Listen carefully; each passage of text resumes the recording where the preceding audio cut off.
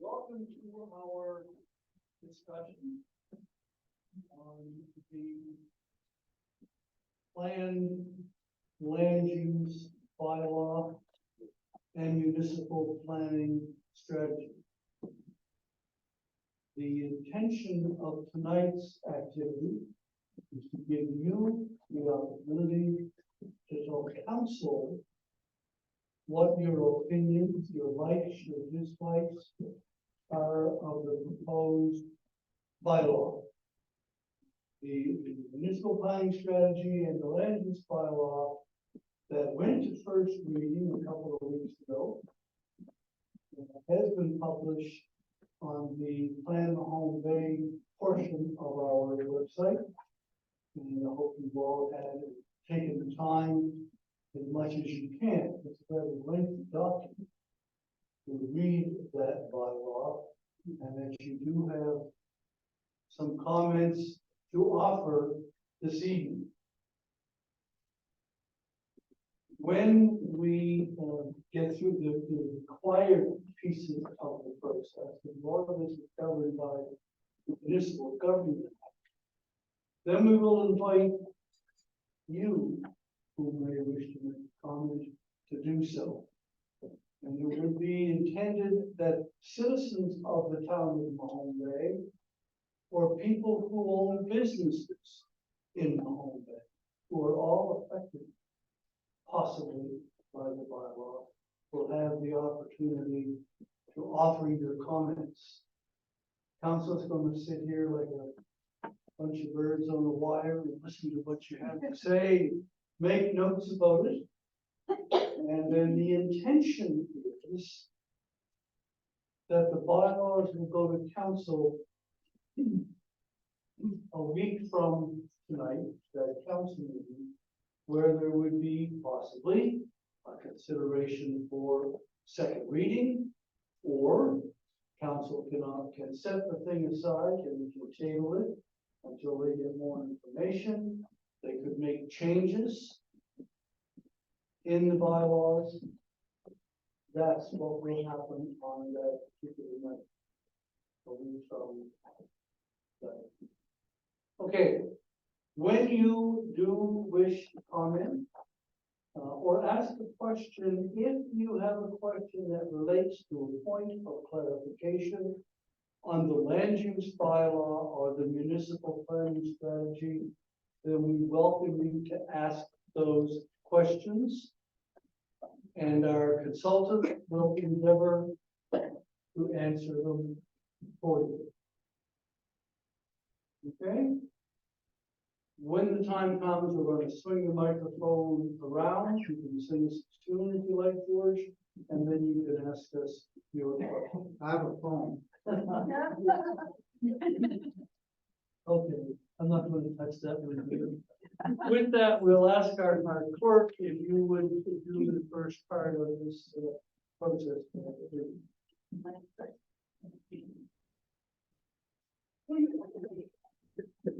Right.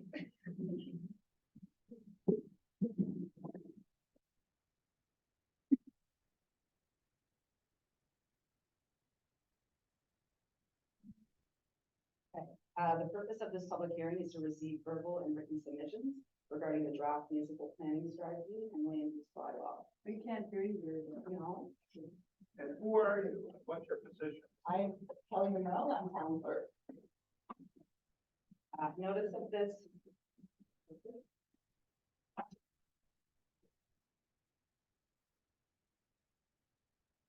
Notice of this public hearing appeared in the progress bulletin on November 15th.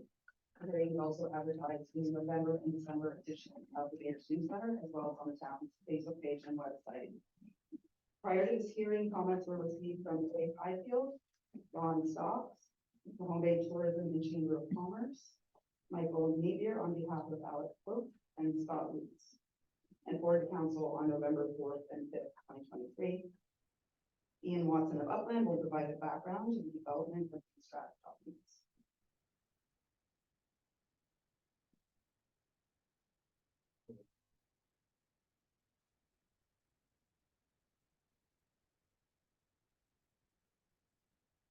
There. All right, good evening, everyone. My name is Ian Watson, the senior planner and partner with Upland Planning and Design, and we've been working with the town to support staff and council and the community in the development of the new municipal plan and land use bylaw. Over, I think it's been almost 3 years now. I've got a few more gray hairs in my beard since the beginning. Tonight, I'm going to give balance, trying to be brief, with also giving a comprehensive picture of everything. George has seen this versions of this presentation multiple times and asked me to keep it relatively brief. But I'm going to go over a bit of the process of how we got to where we are today, and some high level, I guess, highlights of the documents to help inform the discussion and the feedback that comes tonight. So as I mentioned, this has been ongoing for 3 years now, and that started with a fair bit of analysis on our end, looking at the current context of the town in terms of demographics, landscape, that kind of thing.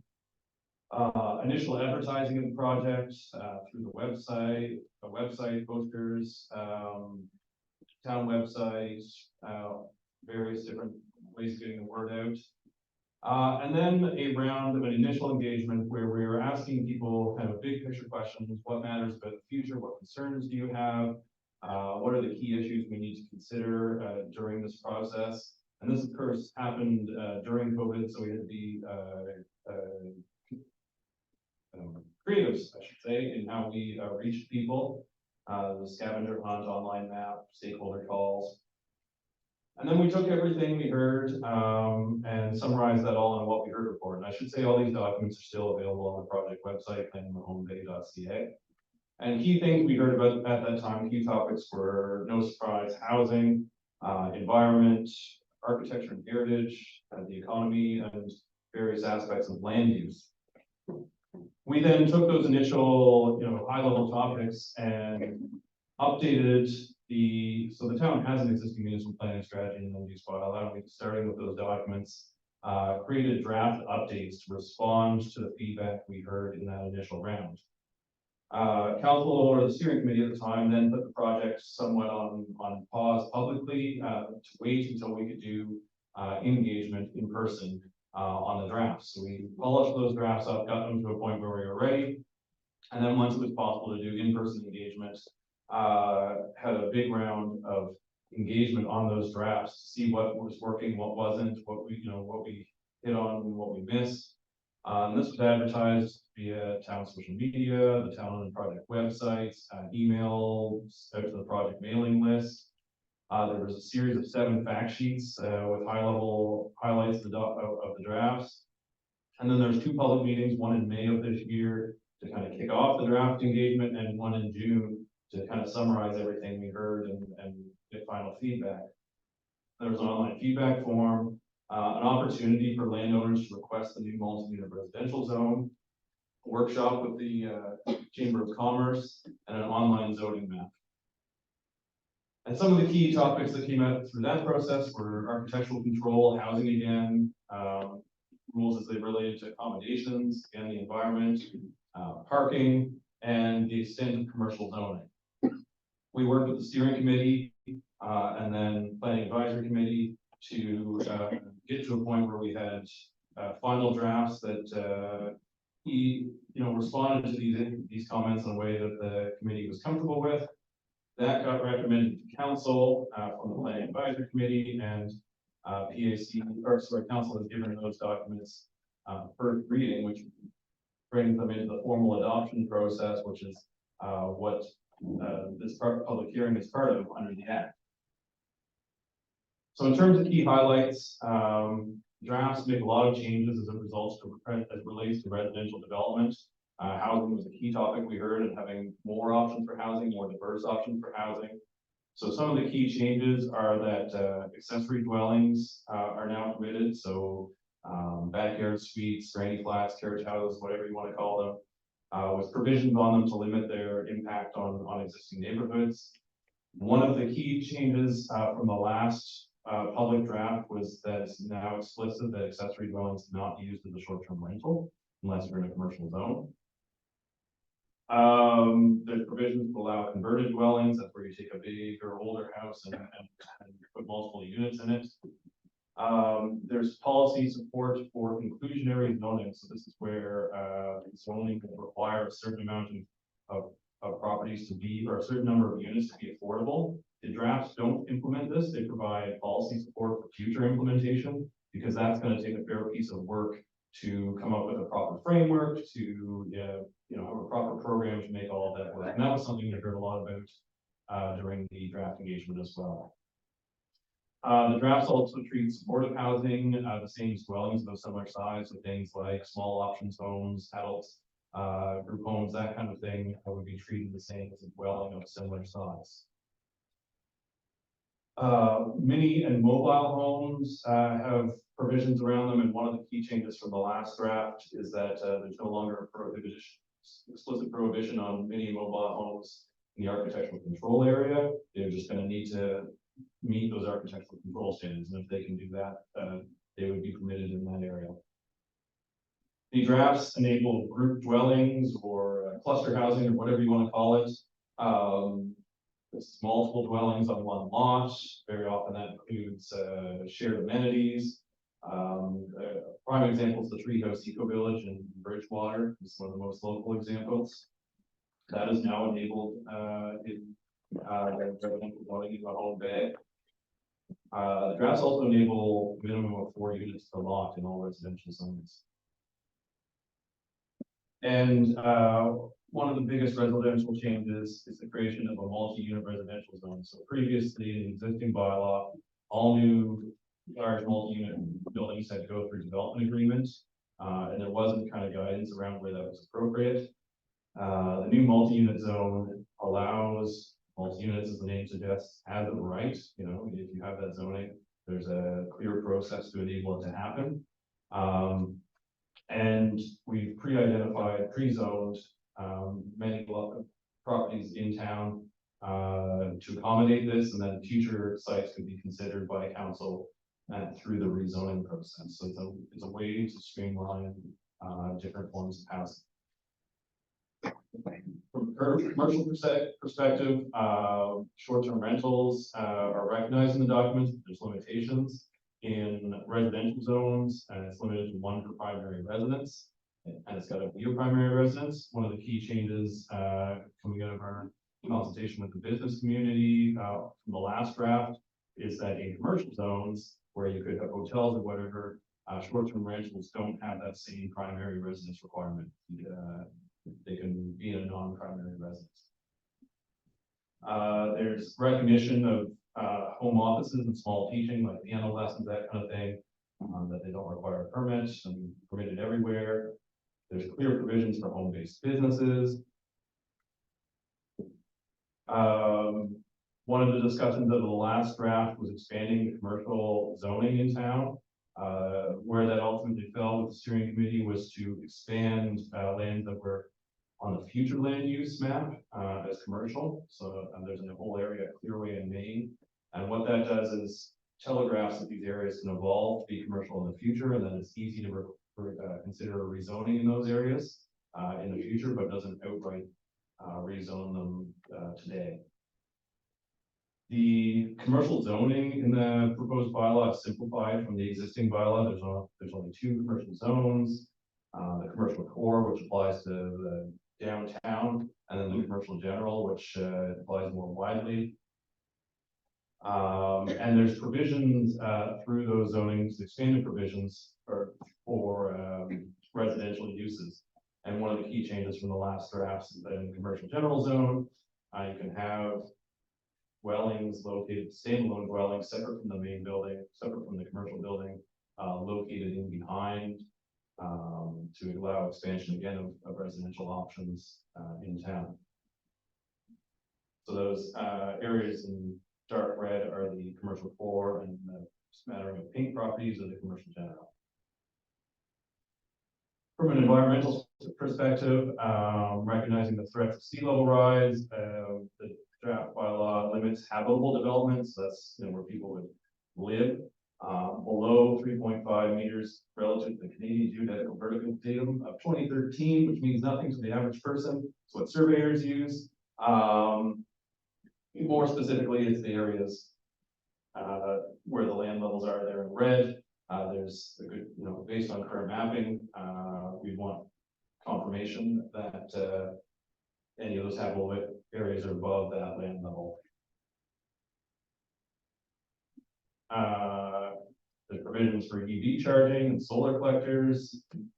There's provisions for small and domestic scale wind turbines in the unserviced zones, unserviced areas of town.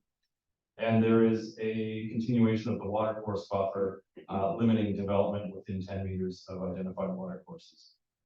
And since the last draft, there were some comments about the water course map, so we've updated that to be clearer and to be more accurate to real world conditions. In the drafts, there is provisions for tree removal, so developments with greater than 20% lot coverage in residential zones would require a tree plan that identifies and preserves or replaces large trees. We heard a lot about stormwater. That's best dealt with through a separate bylaw, so there's policy support in the plan for the town to develop a stormwater management bylaw. But then also through the draft, there's limits on lot coverage in residential zones, so keeping some of that green area to absorb stormwater. And there's now a new conservation zone. Transportation and parking, I know this is a big topic. So the drafts require public streets, new development to occur with public streets. So anytime there's a new subdivision, they'll be required to be public streets, but there are exemptions for existing lots. There's provisions that allow council to amend the subdivision bylaw to require pedestrian connections in new subdivisions. And then there's a whole bunch of refinements as they relate to parking, widely reducing parking requirements in a variety of ways. So one is that there's now a provision that registered heritage properties are not required to provide parking. We don't want people tearing down heritage buildings to accommodate parking. That doesn't make sense. And it's also a bit of an incentive to register properties, a little bit of a carrot, I suppose. It's also now possible under the variance provisions to vary parking requirements for existing buildings. So if there's an existing building on a lot and a change in use would make it so parking couldn't be accommodated, the development officer has the ability now to vary the parking requirements, to reduce them to the extent necessary to accommodate that use under the variance provisions. There are now minimum bicycle requirements. They're fairly basic, but they're there. We're seeing growth in bicycle tourism and also for day-to-day use.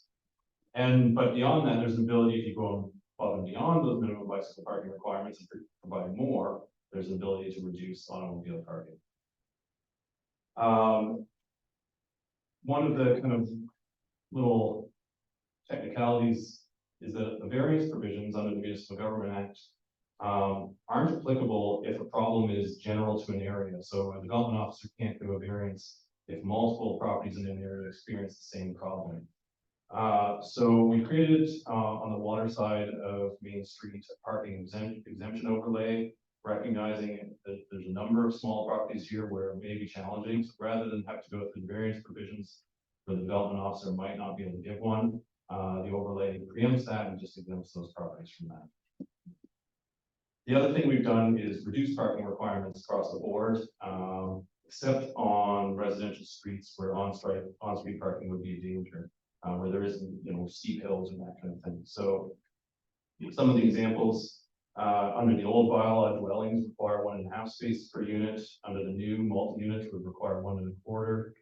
Any other dwellings would require 1 space per unit. So that's a 17% and a 33% reduction. Accommodations used to require 1.5. Now it's only 1, another 33% reduction. Restaurants, we've changed how we calculate it a little bit. So it depends on how big your public floor area is versus your total floor area. But unless you've got a really huge back of house, there's going to be a reduction there in parking requirements. Offices, retail, personal services, licensed liquor establishments all across the board, fairly substantial parking reductions. There's the overlay. Rural and agriculture. The drafts prohibit commercial livestock, but have some provisions for urban agriculture. And one of the things we heard in the last draft was signage, that, you know, we were allowing on-site sale of products, but weren't allowing any signage, so that's been changed. And we've also expanded the provisions. It was limited to residential zones before, but as people brought up, I mean, might have a restaurant that wanted to have bees or something like that, so that's been expanded in this draft. And then agricultural uses can be considered by development agreement to the unserviced zone. The unserviced zones continued, its limited range of uses, it's areas that don't have sewer and water. It's basically kind of a holding zone for future development, or if landowners are interested, continued rural, semi-rural development under the current zoning. The drafts prohibit campgrounds, they allow parks and playgrounds in all zones. The open shoreline zone is continued from the current bylaw, that's along the Mahone Bay Harbor, and it limits development to non-buildings for the most part. There's a continuation of the open space dedication under subdivisions, so anytime subdivisions happen, public land or cash in lieu gets dedicated for the purposes of public recreation and open space. And then the parks and open space zone is continued from the existing draft. Architecture and heritage, new cemeteries and cemetery expansions are prohibited. There's a recognition of shipping containers as a building material, you know, shipping container architecture. It has to be the code, and it can't be in the architectural control area. And then otherwise, there's a prohibition on shipping containers for storage, except for temporarily or in the industrial zone. As I mentioned, there's also heritage incentives, one being no parking, an ability to have an extra B&B unit, and then an ability to have an extra boarding house or converted dwelling unit. And there's also an ability to consider unique uses by development agreement. So if there's heritage buildings or former institutional buildings, schools, churches, that kind of thing, council can consider unique proposals for them through the development agreement process. That wouldn't otherwise be permitted in the zoning to allow adaptive reuse of these structures. So the architectural guidance overlay has been refined a little bit since the last draft, based on public feedback. One of the big things we heard was that, you know, people had houses in that area that were another, you know, that weren't the of the 1919 era or whatever, older style, and we were putting requirements that wouldn't align with that. So we've updated that to say the architectural guidance overlay doesn't apply if you're restoring the period appropriate appearance of whatever building you have. So if you have a 1960s rancher and you're, you know, continuing that architectural quality, that's recognized now. And there was also, the architectural control area exists in the existing bylaw. It was expanded through this process to include the area of Maple and Pleasant, and there are small tweaks to the boundaries for properties that requested to be in or out. And finally, there's a recognition of barrier-free encroachment. So if someone needs to put a ramp on a building, that's exempt from setbacks, for example. We don't want to prevent adaptive structures on buildings because of zoning laws. And there's things like prohibitions on outdoor wood burning furnaces and water stoves. So those are the highlights. We're here to hear tonight, so I'm going to cut it off there. I just want to reiterate the next steps. So we're here tonight at the public hearing. There's a certain structure and formality to it because it's required under the Municipal Government Act, and it's kind of set out in the Municipal Government Act. Council is here to listen tonight, to hear your feedback, to hear your concerns, your comments. We'll be taking notes, and if there's questions of clarification, you know, how does the bylaw address this topic, or is this covered? You know, happy to answer those. Council will take all the comments and concerns and ideas as the mayor mentioned, a week from today and discuss the merits of those. And the merits of various aspects of the existing documents. And then council can either adopt them as is or with non-substantive changes. That's changes that don't, I like to think of them as changes that don't affect people's rights. You know, they clarify things, or they, fix errors or whatever. Council can adopt non-substantive changes, and then it goes off to the province for review against the statements of provincial interest. Council instead could make substantive changes, those ones that, you know, change people's rights, whether that's changing zoning or changing numbers or something like that in the bylaw. If that happens, then there needs to be another opportunity for you as a community to review those changes and comment on them. So we'd go back to council for first reading, and there would be another public hearing. So I hope that's clear. You've heard enough from me. Tonight's a hearing from you, so I'm gonna pass it back.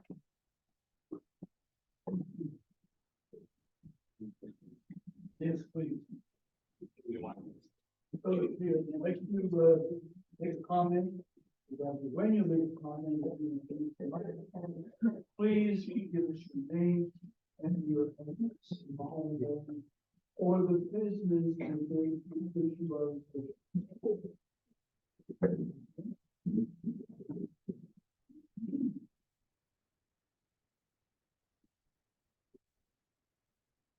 Yes, that's a good idea. Just been reminded that you may not know the people who have been working on this project for the last 3 years. So, if we can start over here, if you would introduce yourself, please. I'm Ellie Wilson. I'm Joe Feeney, live on Main Street and now. Okay, Dylan Hyde, Chief Administrative Officer. Ian Watson, senior planner with Upland. Francis Denaza, Deputy Mayor. Penny Carver, councillor, live on Spruce Street. I'm Suzanne Williams Croft, I'm a councillor, and I live on Main Street. Richard Now, councillor, I live on Fairmont Street. yes, and citizen members, we have more than just council. Right here. I'm Trudy Richards. I live at 476 Main Street, and I'm a member of the Planning Advisory Committee. Okay.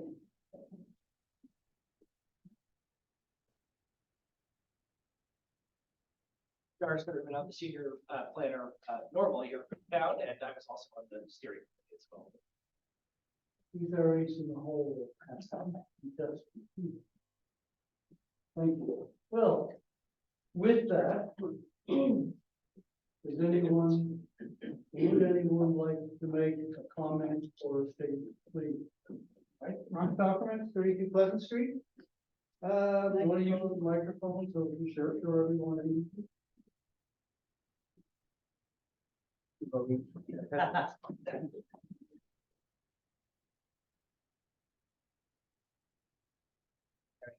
All right, Ron documents 32 Pleasant Street. Okay, first of all, looking at the plan, the planning strategy document. Okay, what I didn't understand from this is how the policies listed in the plan are going to support the achievement of the goals. I got 10 goals listed, and it's not clear to me how all those policies are linked back to the goals. I'm assuming the goals are what we're trying to achieve, hence the name. Second part of this is how do we measure the provisions in the bylaws that they, or how do we measure, how do the provisions in the bylaws now support the policy? Got it? And then the bottom line question is here, how are we going to measure the achievement of our goals?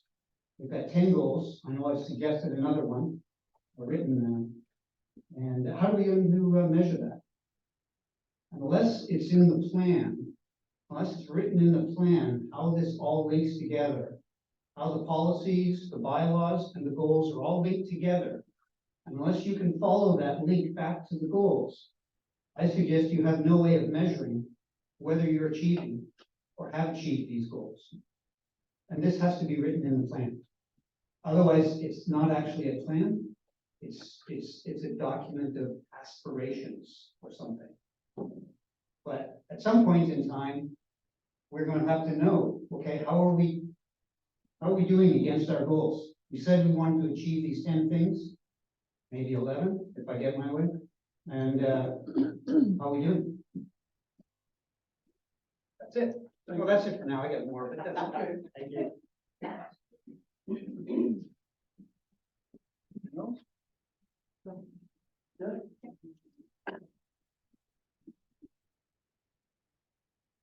I'm Jeff Renton, I'm 133 Pleasant Street, part of the residential area under the architectural overlay. So like Ron, I have a bunch of questions, but I think other people here tonight will be asked them. I'll just ask the first one I had. I am very concerned about preserving the historic character of this town. One of the reasons we moved here, we loved all the old buildings and the neighborhoods. I'm also concerned that, and I have submitted this to Ray, by the way, and Ellie mentioned that she had received previous writing. I sent that in and I almost didn't have it, so I've got it again. I'm concerned about variances and how they are used. If we're gonna do a really good job, and I should say it's a really good start on the plan. I didn't say it's a great plan yet, but it's a really good start. If we're gonna put together and spend a lot of time with all this public input, we need to make sure we have things nailed down as best we can. And variances, okay, can be used to get around the best intentions of what the town residents want. So my question on this is, I own a property built in 1914. If I wanted to sell it to a developer tomorrow and say, it's yours, give him the money, and he wants to put multi-res building, and I'm all for housing, don't get me wrong, but in this area, what stops me dead in my tracks from doing it? In other words, what protection does the rest of the town have and my neighbors that I'm not gonna sell off my house and my property, and they go get a variance, come to council, and council says, yeah, we really need housing, go ahead with it. That's my question.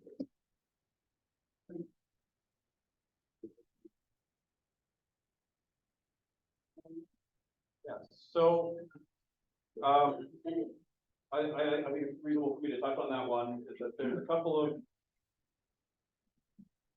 So, the first, layer of kind of control is the zone. So is that use permitted in the zone? Is, for example, as you say, multi-unit residential permitted in the zone? Depending on where it is, if it's in one of the new multi-unit residential zones, yeah, it could be permitted. If it's not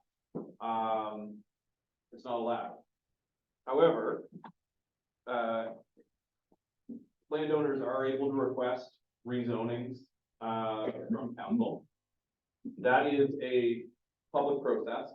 It would be just like this, where you have a public hearing, there'd be notification, and council doesn't make those decisions willy-nilly. They make them based on the greater context of the plan. Does this fulfill the intent of the plan? And Gareth would do a report and all those things. Those decisions on things like rezoning are appealable to the Utility Review Board, the Nova Scotia Utility Review Board, and they would be looking to see, did council fulfill the intent of their plan? And they could overturn a decision if they felt council did not. The other thing you touched on was variances. Variances allow the development officer to vary, as the name suggests, aspects of the bylaw provision. It's limited in what they can vary, things like setbacks. As I mentioned here, we've expanded it to include parking numbers, lot area, trying to think, signage heights. There's a couple very specific things that the developer or the development officer can vary. Use is not one of those, so they can't say this is the zone that allows 2-unit dwellings, and I'm going to vary that to allow 30. That's not a power. And variances are meant to be limited to address site-specific hardships. So you've got a weird lot and you need 4 inches, but because you're for the setback, but because the lot's weird, you can't accommodate that. The development office can make those variances to address that. Those are also appealable.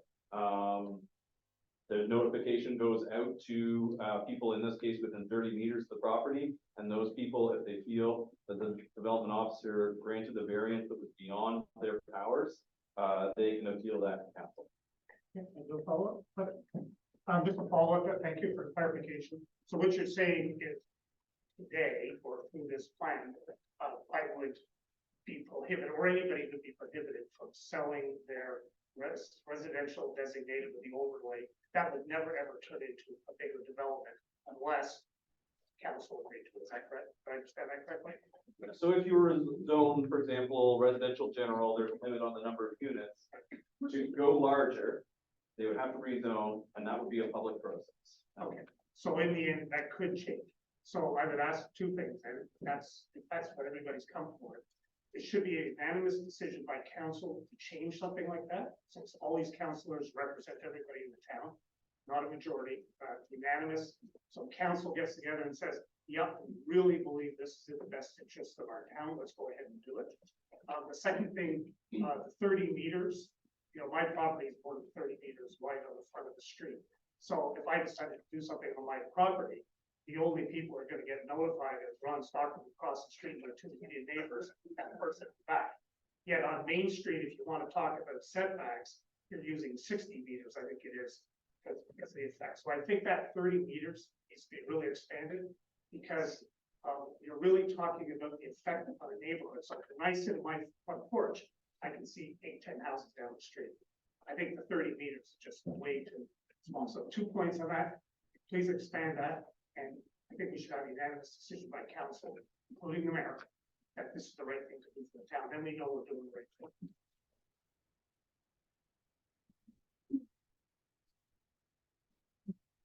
My name is Lee Cassidy. I live on at 102 Pine Grove Street. I've lived here 16 years, and during that 16 years, I've seen a number of Airbnbs pop up in the neighborhood. I've seen people subdividing their land, and now more buildings are planned for those lots. And I'm concerned about that. I didn't move to this town to live as crowded as I was in the city. I had a home in the city in Winnipeg, and now I'm finding that people can take their lot and put another small building up on it and rent it out. So, you know, that's been happening. And people have subdivided their lot and moved parking spaces in order to have plans for the area that they've cleared, which happened to the house beside me. They're renting out the house, but they moved the parking lot from one side to the other. So now it's right on the edge of my property. And because she runs a small business, there's continual vehicles all day long. So we need to sort of look at a plan there, because people are subdividing. You know, I know the lot, one of the lots at the top of the hill was subdivided. There's another house below it, and now they're preparing pipes to build another house. So do we have some kind of way to stop people from building so many small houses on one lot and crowding us all and adding to the stress on our infrastructure, which is old?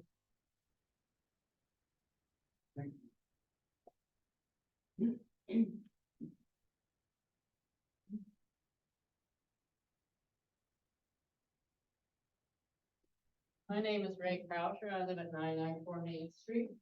I'm just curious why you answered the second person's question, but not the first person's question.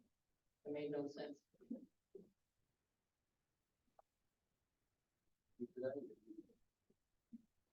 Yeah, so in general, I'm here to answer questions of clarification on the mechanics of things, how these documents function, what's in them, you know, if you know, if you want to say, how does this document address X? Or how does planning work? That's kind of the questions that I'll be able to answer. Kind of those bigger questions about how do these documents link together, or why were things done? That's going to be, that's a council discussion for the 12.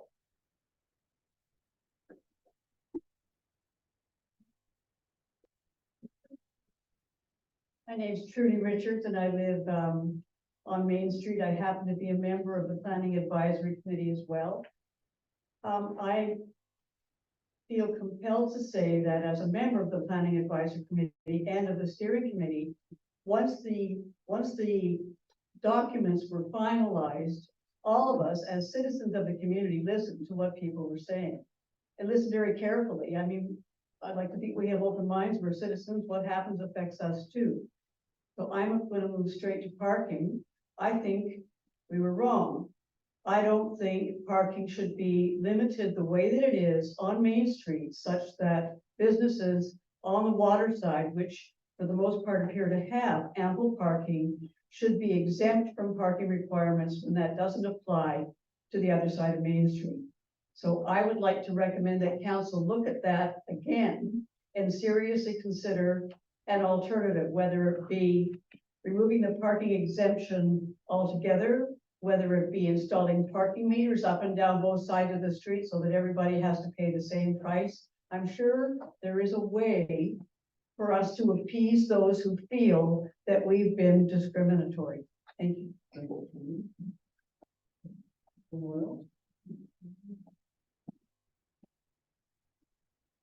Hi, my name is George Anderson and I live in Mahone Bay. I'm president of the Chamber of Commerce, and if any of you see the Golden Globes, you'll know that Ricky Gervais says, "This is my last time here, so I don't care what I say."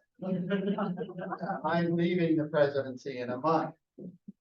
But let me start by saying, which is the front of what we've got left by way of a presentation on the chamber. We started out this process with some concerns about commercial zoning. And I think I see movement in that area. I do think it's a mistake to try to crowd all the commercial zoning into one area. You are living in a town that is going to grow. If you have looked at where that twinned highway is now, it's at Hubbard's and it's coming here. And we need to be a little more flexible in terms of getting the commercial tax base in this town more developed than it is. The burden on the residents is going to continue to rise. You're going to end up with a town that people can't afford to live in, partly because it's too expensive from a tax point of view. But you have expanded the commercial zoning, and I commend you for that. We did raise the noise bylaw. I know that's not a subject for this meeting, but I understand that's under reconsideration. I'm very happy about that.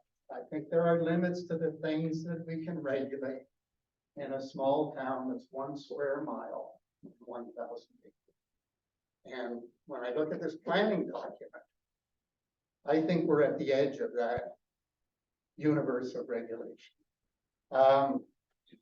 The accommodation proposals, as far as the chamber is concerned, are good, and we support those. So on the whole, I think you've done a good job.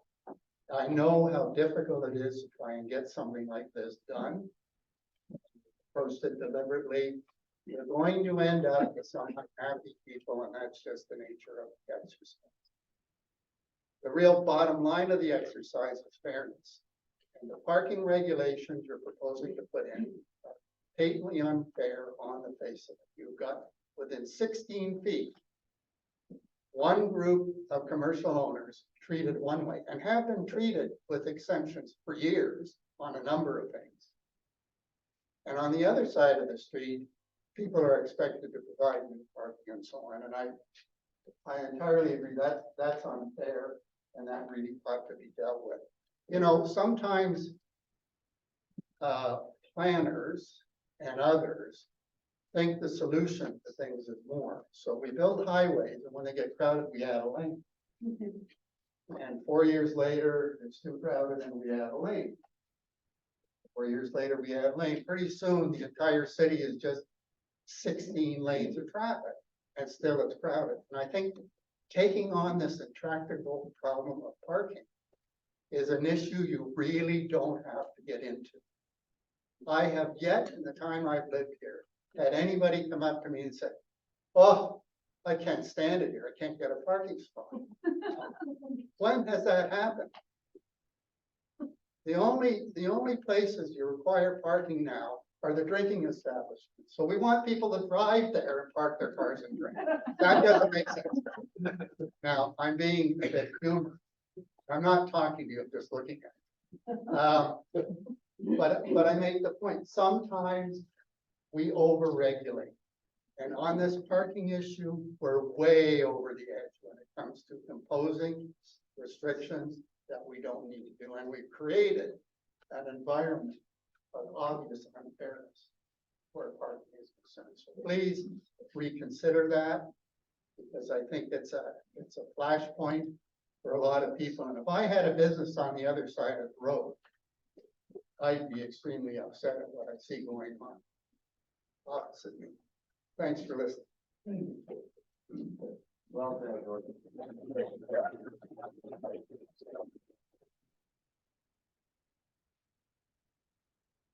Next.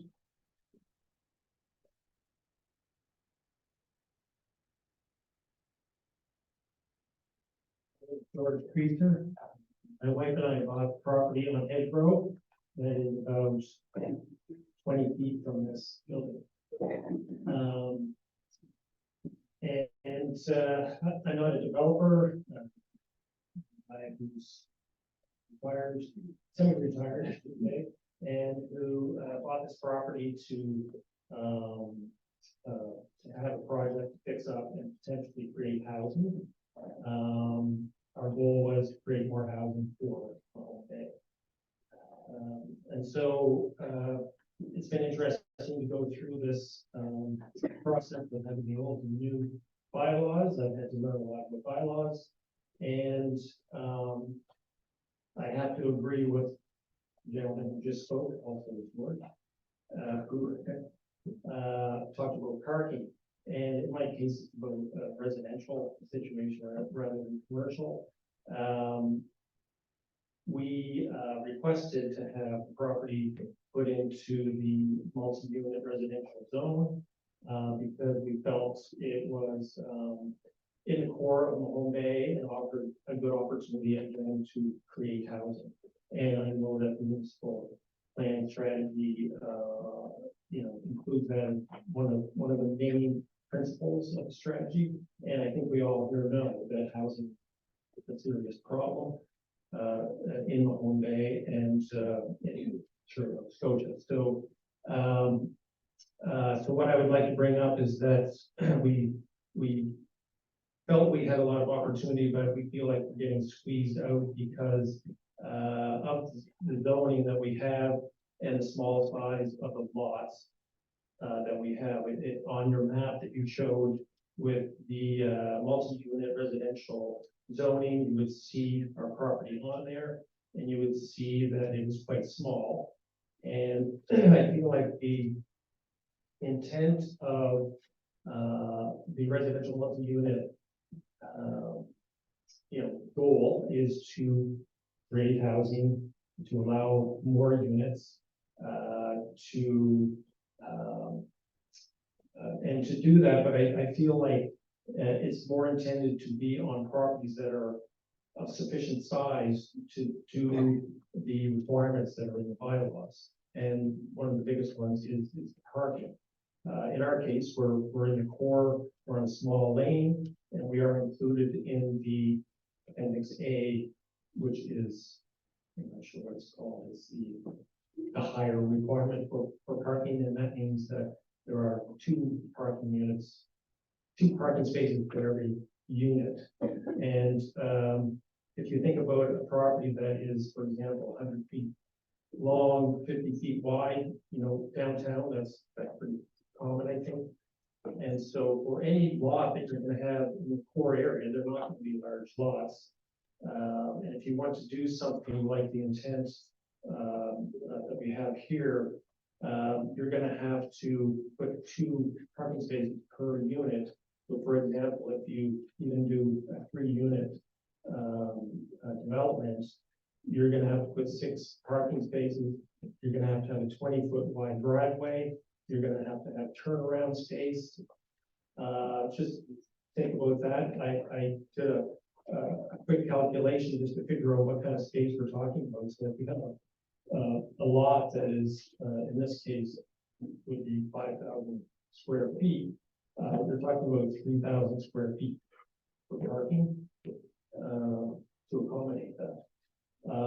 And so, and I know in my case, we're included in that short list of places with small lanes. So the point I'd like to make on that is that, you know, if it's a small lane, again, and I agree totally with what you said about parking becoming this big problem.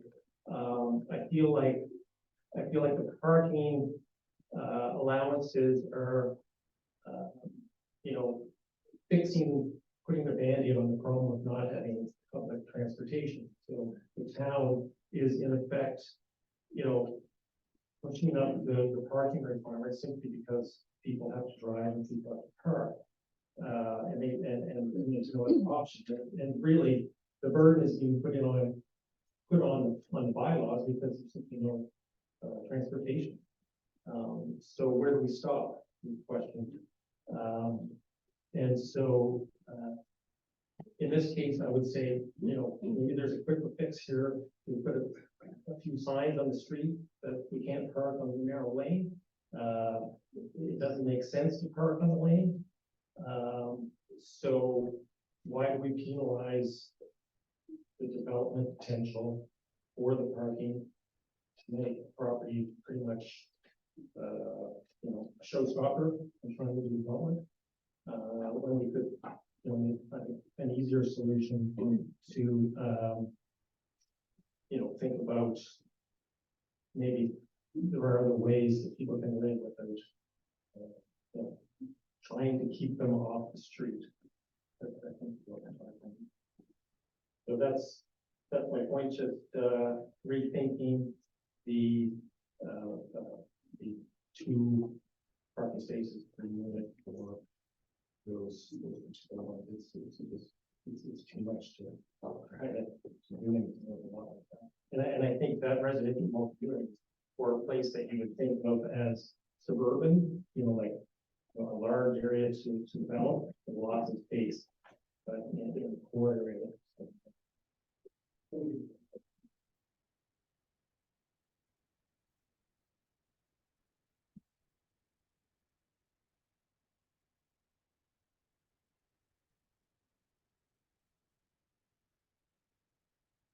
Evening, very low, 94 Main Street. Just probably a housekeeping matter, regarding the water course buffer zone. One of 2 streams were rented from the map. The stream that exits the pond at the playground, and the other is the stream that runs on the north side, parallel Main Street from Y Street down to Panama. And they kind of made our local news when during the last storm last July that the stream overwhelmed the piping that ran under Main Street and caused some damage to resident property and some flooding. And so I'm not sure why these were omitted. Certainly important as far as the database of managing freshwater systems in town, and considering that we're going to have substantial more rainfalls coming, with climate warming, that they should be included in the database. Thank you. Thank you.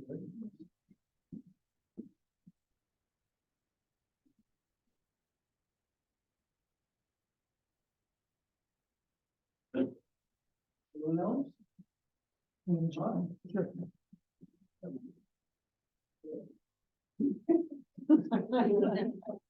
I'm gonna jump in. Hi, my name's Lieutenant October Director. I just want to echo the concerns of George. Well, both Georges, in fact, brought up regarding parking. One thing that wasn't mentioned at all was the question of accessibility. Some of these restricted covenants as far as what's going to be required are going to have an impact on people who want to visit here, perhaps stay at a bed and breakfast. Who might want to put in an accessible parking spot. which is larger than a regular one, if it's actually properly done.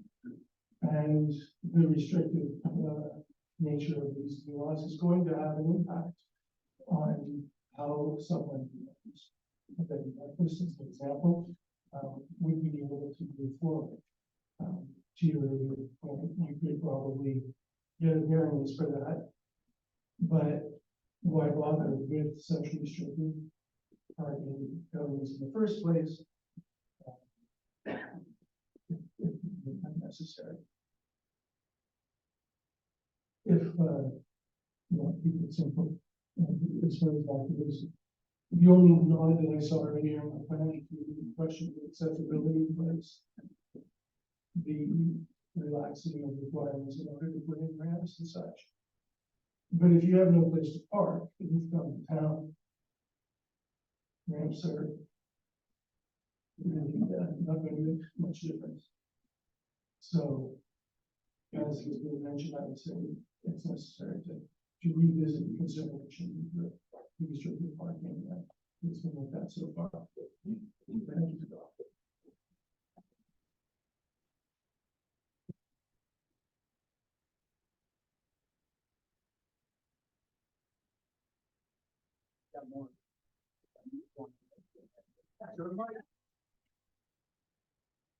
Some more about city. Actually, I'll start with parking. I'm here to talk about parking, but I'm going to take a contrary. I'm opposed to majority. In fact, I believe we need more restricted parking. And this goes with my written comments that we spend far too much time prioritizing the automobile over pedestrians, and that is obviously not what we want. It's obviously not what's in our strategic plan, and it's not what the citizens of Mahone Bay want. So if you ask me, I'd say no parking on Main Street.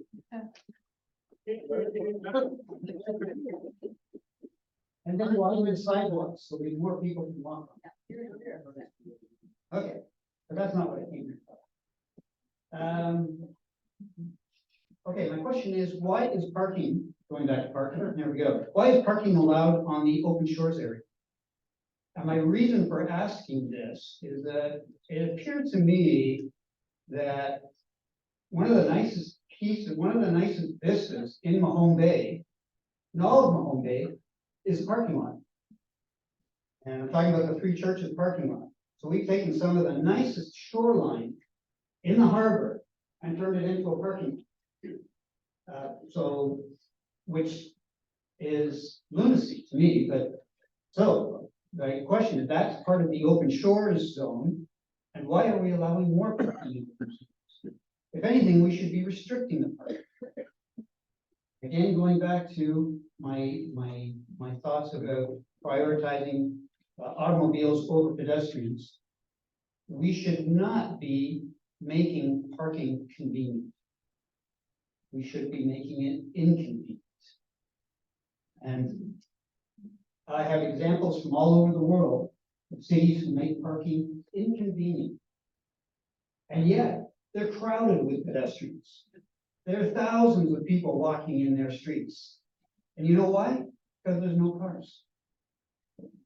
There's nobody. Okay, I digress. Okay, so the open source parking. And last is 4.2 of the bylaws, right of entry. It seems to me that we're granting or inspecting an awful lot of power that we don't grant the police, we don't grant landlords. A landlord cannot enter a rented property without 24 hours notice, even though he owns the property.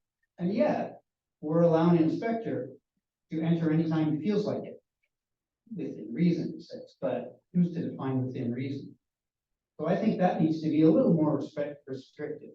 Not that he shouldn't be coming onto properties, but perhaps he needs the same guidance. He needs to give the same heads up that a landlord needs to, which is 24 hours notice before you can enter your own property. And that's it. For now, unless I think of Okay.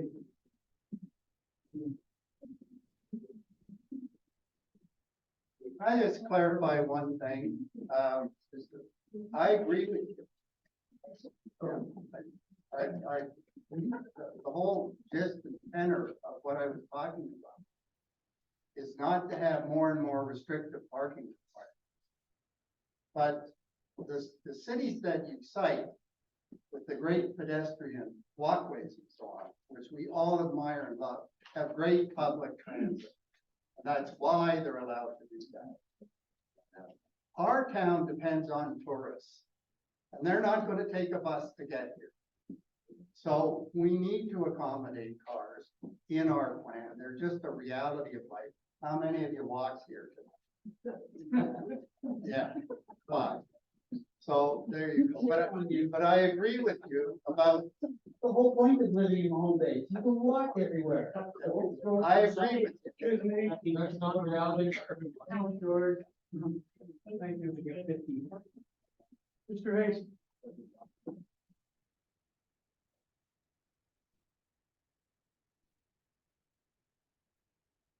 Thank you. Very Hazen, 195 Fairmont Street in North Bay. A very simple request to council with respect to both the planning strategy and the land use bylaw, and it's simply this: where land is unserviced, designated as unserviced. Very simple. When you fail to designate unserviced land as unserviced land and designate it instead as being residential general, then an unserviced lot is caught in a complete bind. And the bind is this. This evening's presentation says one of the things we're doing in this town is we're allowing for wind turbines on unserviced residential lots. So you have to be zoned unserviced residential in order to have a wind turbine. But if you're designated as general residential, you can't have a wind turbine. If you're on an unserviced lot, you don't have water, you don't have sewer, you don't have sidewalks, you don't have storm drains, and you're also unable to have, because of zoning designation, a wind turbine. So I think that there is an inherent unfairness, but there's also a structural misconception about the town. And the structural misconception is this: that the vast majority of this town is not in fact Main Street. The vast majority of this town is in fact unserviced land. And it's been blocked from development for a very long time. It's not accessible. The town doesn't extend services there. And for those people who simply like the land and like that part of the highway, they get effectively second-class treatment. Simple request: if land is unserviced, designate it as unserviced. Don't designate it as something that it's not, which is, in your case, you've designated long, large areas of this town that are in fact unserviced as being residential in general. Doesn't make sense. Thank you very much.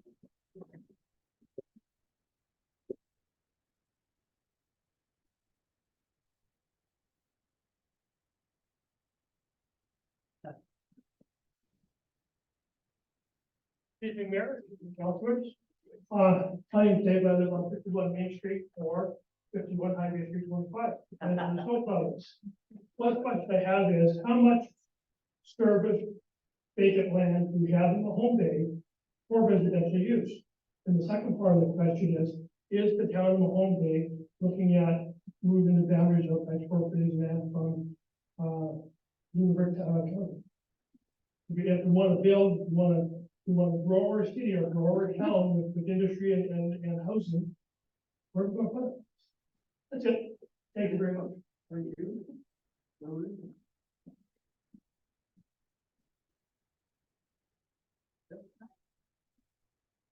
Hi, how are you guys? I'm Kristen Martell. I'm on Colbert Road in Zipper Farmhouse, top of it. I used to be in the PAC for years, so I know how difficult this job is. So thank you so much for all of your effort.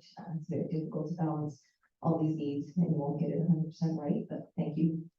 I'm going to change the topic a little bit and want to talk about agriculture in the town. And to be honest, I only found out about today that this is happening. I've kind of had my head in the sand about all of this, so forgive me if I don't know exactly what's going on, but I just wanted to clarify.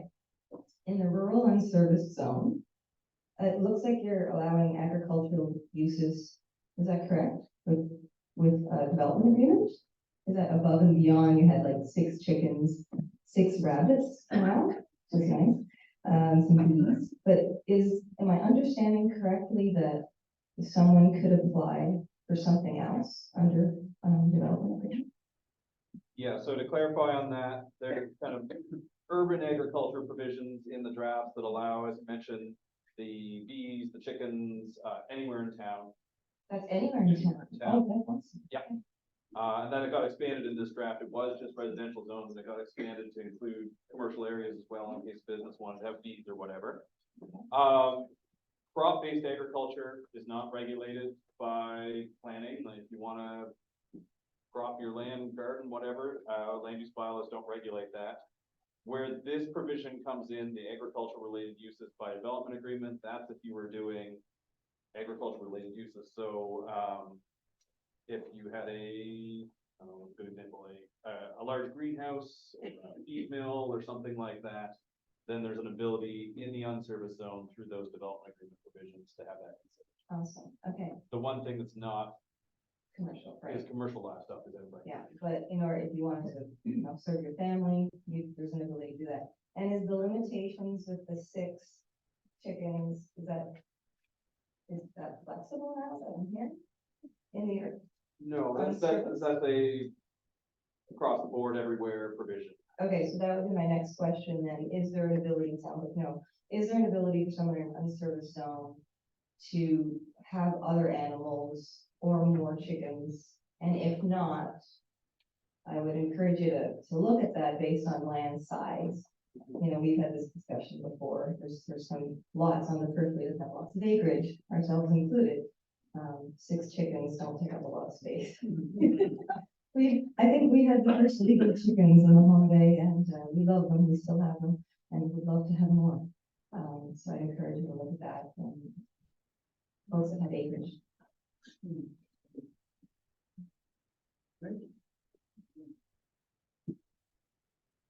Anyone else?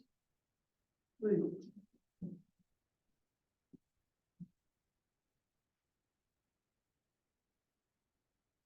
Here. Danielle says, come to council meetings and get your voice heard. My name is Brent Krauser, and myself and my wife Kim are building at 995 Main Street. This is the old folk building shed. My home bay here, and we're excited to be moving to town. And I got a few things, so many things that are going through my mind as I'm listening to the meeting and settling into town and meeting people and seeing how businesses are affected. And I'm from a family business in downtown Dartmouth from 1976. My mother started a business, my wife and I took that over, and now we're making the shift to Mahone Bay, and I'm seeing a lot of similarities to Mahone Bay and downtown Dartmouth from the 70s, 80s, and 90s, and the challenges that downtown Dartmouth had with the councilors and the lack of development. And if you have been to downtown Dartmouth in the last 10 years, it's significantly changed, and it's thriving and booming, and it's doing very well. And I'm confident that Mahone Bay will get there as well.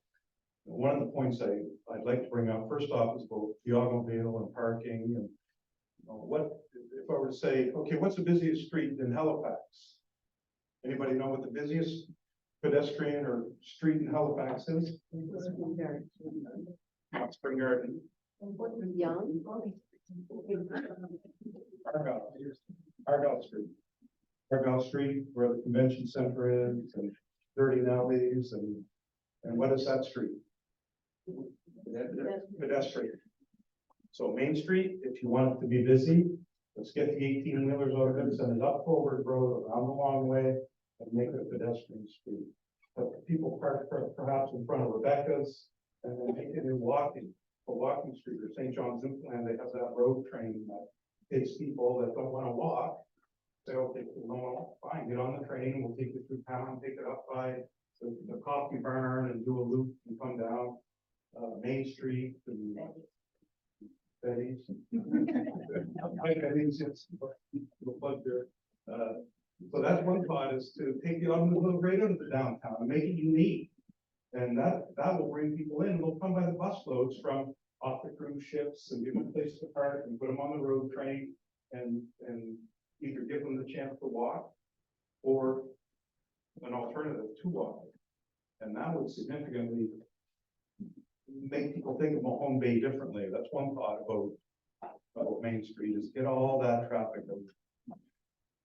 Make, or even make it a one-way, so you go one way instead of two-lane traffic. You can't do it. I drive a truck and you have those 18-wheelers, you're pulling aside, it's just a recipe for disaster. You see the pedestrians, they're walking next to the telephone pole like this, and you know, you get young people on their phones texting and driving through town, and what's gonna happen? So something is gonna change, unless you're gonna widen the road, which is not possible. Then either make it a one-way or take the road traffic right out. My other thought is a number of things, like that solar field and the rate, our power rate, it's 16.35. We're not talking about that. How about that?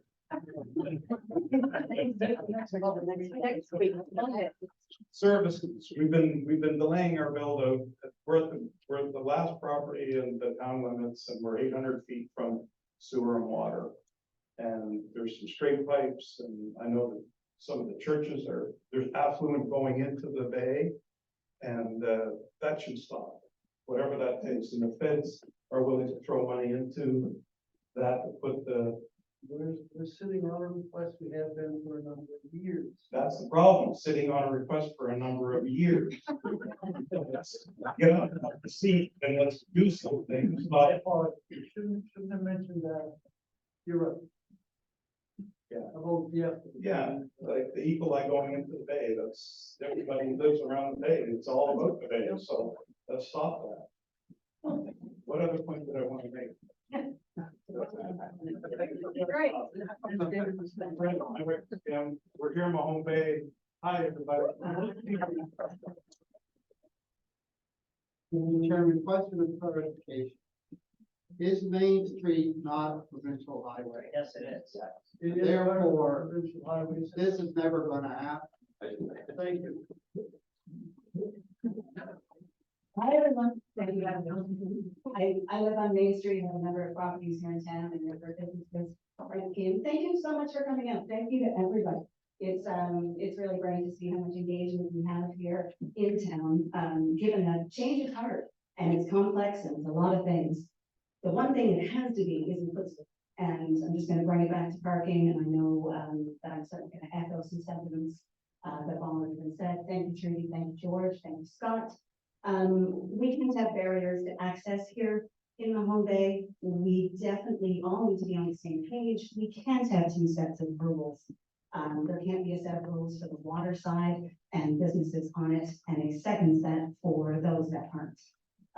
That's not inclusive, it's discriminatory, it pits businesses against each other, and ultimately, in the long run, it potentially affects our values and our assessments, what those properties are worth at the time when I go to retire or somebody wants to sell their building, their land, or their business. The town should not be involved in manipulating property values. I think it's wrong.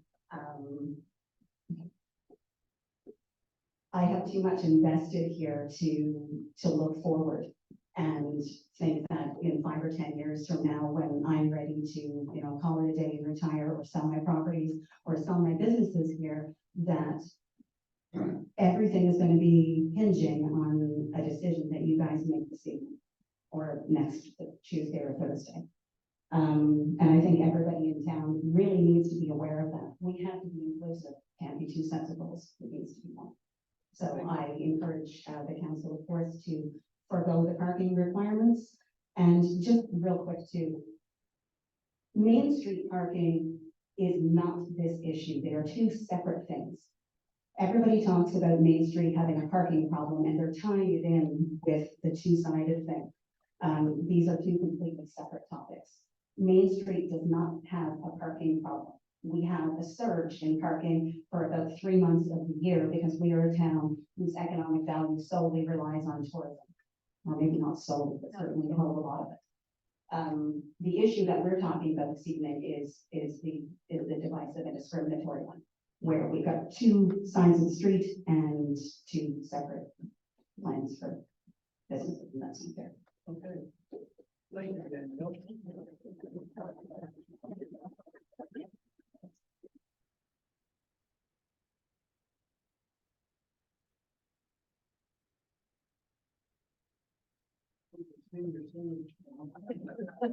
Good evening and thank you. My name is Norman Wynod. I reside at 680 Main Street, Mahone Bay. And my question is in regards to the municipal planning strategy and its relationship with the land use bylaw regarding the residential core zone. And specifically in trying to achieve our goal of 25 more housing units in the next number of years. I forget the numbers, but something like that. I need clarification on the definition of a grouped dwelling versus multi-unit dwellings in the residential core. So a multi-unit dwelling would be a single building with multiple units in it, as the name suggests.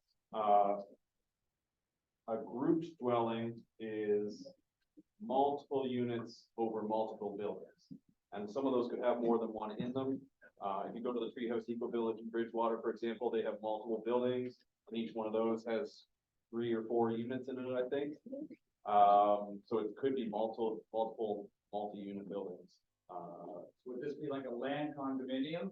Yeah, it's common, like, for example, the Treehouse Eco Village was set up as a condominium as a way to manage all the different owners. That would be a common way to go about it. There are examples, if you go to Cambridge in the Valley, there's ones that are rentals and it's owned by one property owner, you know, on all one lot, and they rent out the individual units. But those are kind of the two common approaches. Could be a co-op, but it's multiple dwellings on one property.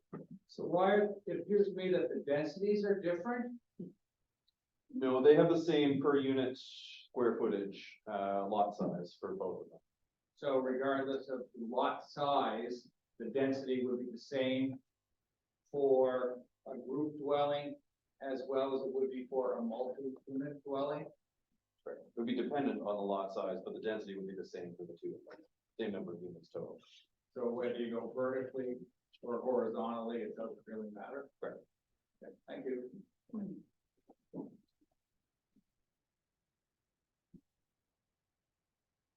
Anyone else? Hi, my name is Alan Quote. I'm new to town. I'm gonna be doing some development behind the post office in the next couple of years. I have a question, and how you got to the conclusions you came to. You're a consulting firm, not the same firm that did the study for Lunenburg? Yes. Then why have you come to different conclusions about parking? Are the towns not very similar as far as tourism, close to water, relying on tourism, building up the restaurants for 4 or 5 months a year? Why is there a difference? I'm not sure that the discussion of the why is appropriate for tonight's meeting. I think that's one that we'd go into around the council table next week. There are differences. And of course, as you just noted, there are differences. We spent 3 years weighing them out. We are tonight, happy to comment. And I think we'll reiterate those next week. How many different people had input to the document that came here? Like, there was a consulting firm, right? And who else? As entities, the Chamber of Commerce have input? And who else? So we can, yeah, maybe you can just go back to the summary Yeah. previously. I skimmed over that, but, in the initial engagement, we would have had, because of COVID, we had to be creative in how we did it. So we did pop-ups, had 15 participants part of that. We had an online survey with 72 respondents, an online map with 92 comments, a scavenger hunt with 50 responses, and then 12 stakeholder calls. That included things like the Chamber of Commerce, environmental groups, there was a session on, youth, a renter session, people with special knowledge or interests. And then as part of the draft, engagement, we had the 2 sessions. Many of you would have been in the room, for those sessions. I think we had over 100, the one in the fire hall, if I recall, members of the public, as well as, workshop at the Chamber of Commerce, multiple requests for the online feedback form. So it's a public process as well as driven by the steering committee at the end of the day. Since this parking issue affects business more than anybody else. So you're telling me that the Chamber of Commerce had input, and the only other professional input came from your firm? Professional. Okay. But you came up with something different than Lunenburg. Yes. No, thank you very much.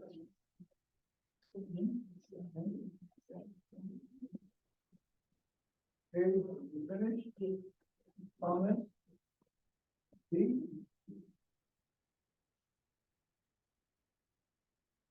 I'm still on this thing where everybody around me is dividing the lots and putting more units up for people to live, and it's on an old infrastructure. And at the top of my lane, there's a brand new clearing for a house, they clear cut, there's not a blade of grass there. The last storm caused a huge problem for me because I'm at the bottom of the hill. Recently, they redid the sewer and the water for this new house. And consequently, I had 2 weeks of pumping water out of my crawl space.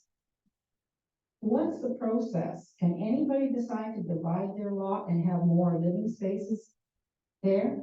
Can anyone do that? Because all around me, across from me, there's an Airbnb. Beside me, there's an Airbnb. And on the other side of me, there's someone renting a house, and that lot is preparing to subdivide. What's the process for this? So for subdivision, you need to meet the zoning standards for minimum lot frontage and minimum lot area. If you have a lot that's big enough in terms of area and frontage that it could meet those zone standards for 2 or more lots, then you can subdivide. And that's a staff process. You come into the development officer and apply. So that's that you have to meet the requirements or you don't.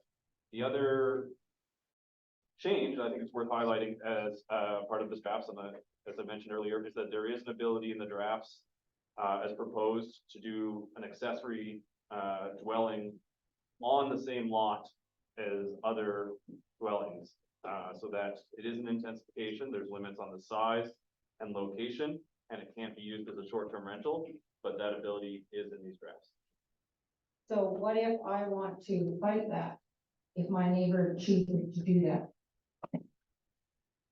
I think your best advice would be to take your plan and speak with the planners about what you would like to do. Because that's how we have these bylaws, for you and your neighbors, protection. And I'm sorry, David, but I don't feel very protected. I've got Airbnbs and rentals and businesses all around, but it's like that when I move. but if those landowners have got a right to do that, that's going to be the reason why they're doing it. So yeah, there is another point about short-term rentals that Ian would just like to reiterate, because it may be beneficial to you. So, yeah, the other aspect of this draft is that short-term rentals would be limited in residential zones only to primary residence. You have to be within your primary residence. That same restriction would not be in commercial zones, just residential. And the other thing is, and it's worth pointing this out, is that, it's not retroactive. Bylaws are apply going forward, so anybody who legally developed under the existing bylaws, met all the requirements, they do have that right, it would be for new ones. And to your question of how do I raise my concerns about it, I think this is the forum, if there are concerns about intensification. Well, I think my concern is the infrastructure is not there. And every new place that goes up has harmed the people that are currently living there. We live with a watershed that's changing, and we're being hurt because all the infrastructure is old. We don't have storm drains. And we're all fearful for our homes, and adding more small buildings on lots is not helping us. Thank you. Okay. Thank you. Thank you, David. 8:30. Ray, do you want to join? My name is Ray Croucher. I live at 994 Main Street. It's the last block in Mahone Bay.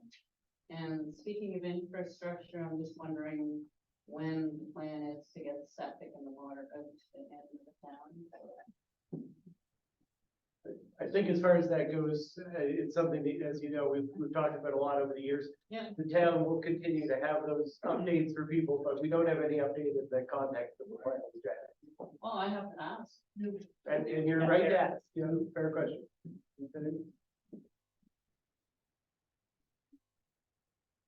Okay, well, thank you everyone for coming out tonight. I hope you had your questions partially answered. Some of you may not have gotten the full answer that you were looking for. But you certainly should have a better perspective on the new land use bylaw and municipal planning strategy that the members of council will be considering as early as the next council meeting. Okay? Clark, did you want to offer any comments? No, thank you. I guess we'll just add that the recording of this session for anyone who missed out on it will be made available from the town's website. Not being done on. So you can all watch and see yourself. Okay, thank you. Thank you. Good night.